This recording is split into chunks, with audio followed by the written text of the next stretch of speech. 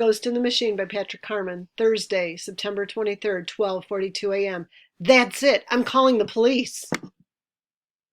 Thursday, September 23rd, 12:43 a.m. I can't do it. I don't know why I can't call the police. I just can't. Who else can I ask for help? Couldn't trust my dad even if he was here. And my mom, either she's in on all this or she's totally oblivious. I can't bring her in. She'd go ballistic 2 seconds after I mentioned Sarah's name. Henry. Henry can help me. He'll understand. I'm going downstairs. Thursday, September 23rd, 1:12 a.m. 30 minutes ago I crept down the stairs and stood in front of Henry's door. I stood there with my hand ready to knock, and then the strangest thing happened. I heard the knock, but I hadn't moved my hand. This, I felt for a moment, was the final signal that I'd gone over the edge. Scrawling on my wall, seeing ghosts, and now I'm hearing myself knock without actually knocking. The tap, tap, tapping wasn't coming from the door in front of me. It was coming from the door behind me, the screen door that leads outside. Something about that tapping made me want to run back upstairs and lock myself in my room. I couldn't turn around. Cold sweat started forming on my forehead. I could feel it like blood about to drip from a dozen small cuts on my top of my head. It was either a big black crow tapping its beak on my front door, or it was old Joe Bush. He'd finished off my best friend, and now he was coming for me. Ryan, is that you? I glanced around and saw a shadow in the doorway. Luckily, I knew the voice. Sarah. I have never traveled so quickly and quietly at the same time. Before I even knew I'd moved from Henry's door, I was outside on the porch holding Sarah. She was shaking like she'd fallen through ice into a frozen lake. We whispered in the dark on the porch, and I kept thinking my mom was going to walk up any second and catch us. I couldn't stand it in there anymore with dead Dr. Watts, she said. Whatever was outside left, away from the back door, so I went out into the night the same way I came in. I ran as fast as I could. My dad could be here any minute. I kept looking back, but there was nothing there. No ghost, just darkness. Sarah was in shock. She wasn't herself. She was like a robot repeating what she had seen with this choppy voice full of air. She didn't understand we couldn't be there on the front porch holding each other.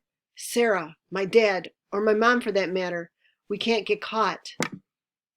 I'll make an anonymous phone call tomorrow from the school about Dr. Watts so someone finds his dead body.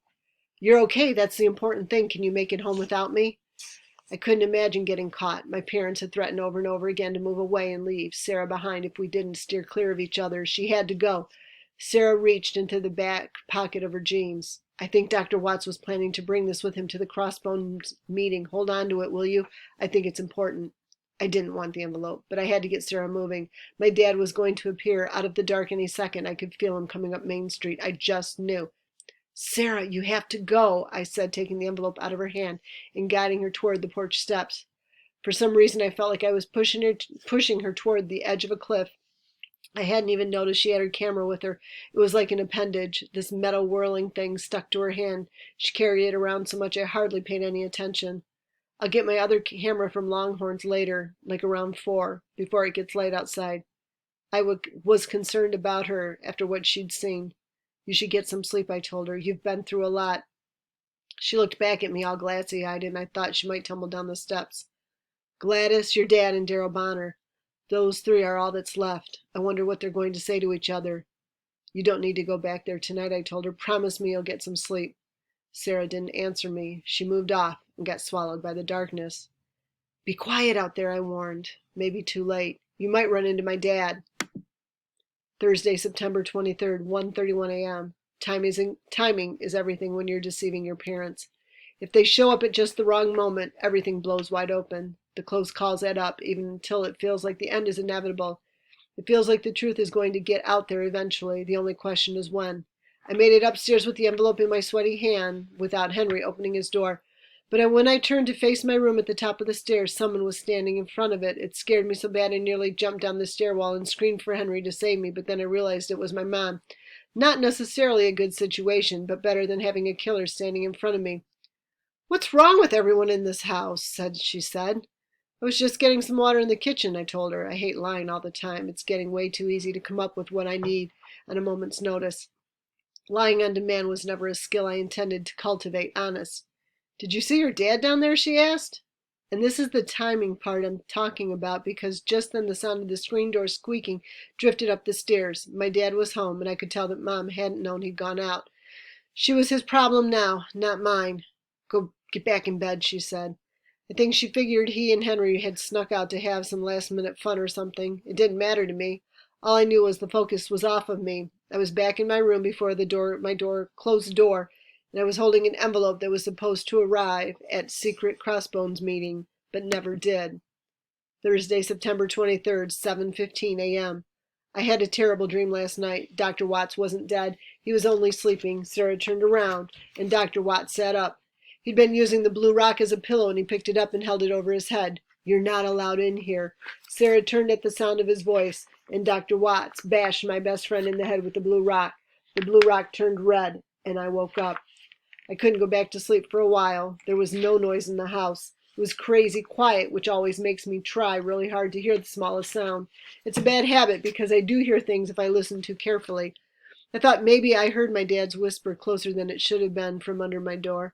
And I'm almost sure I heard the sound of a marker writing on a wall. Maybe I was half asleep. I don't know. I'm just glad it's light outside.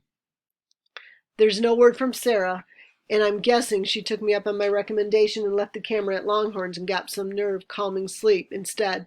I bet she went home and collapsed and forgot to set her alarm. Maybe. She must be exhausted. Still, it bugs me that I haven't heard from her.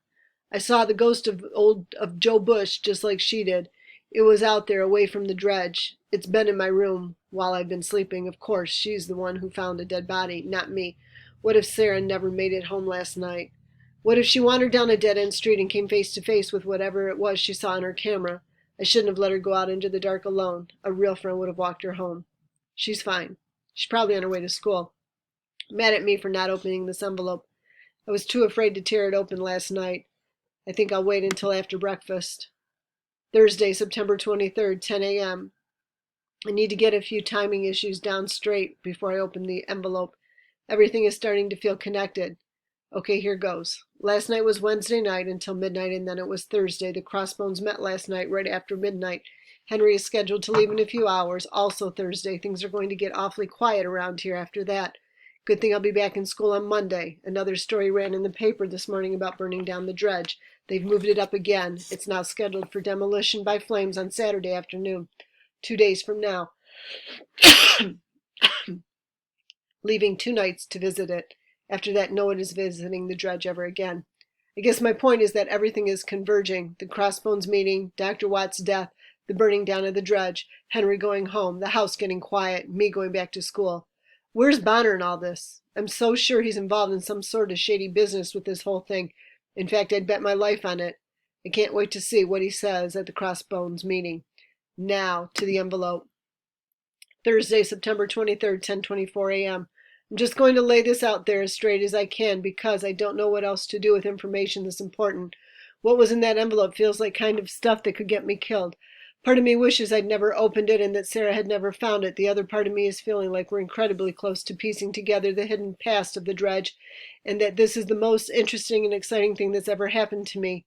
I think it might be even more incredible that Sarah and I could have imagined.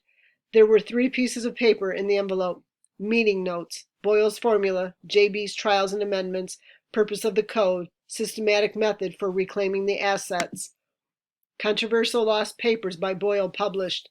London, British scientist Robert Boyle, 1627 to 1691, regarded in some circles as the father of scientific investigative methods employed by virtually all contemporary researchers, has had some of his most esoteric work come under the close scrutiny with the publication of heretofore unseen works.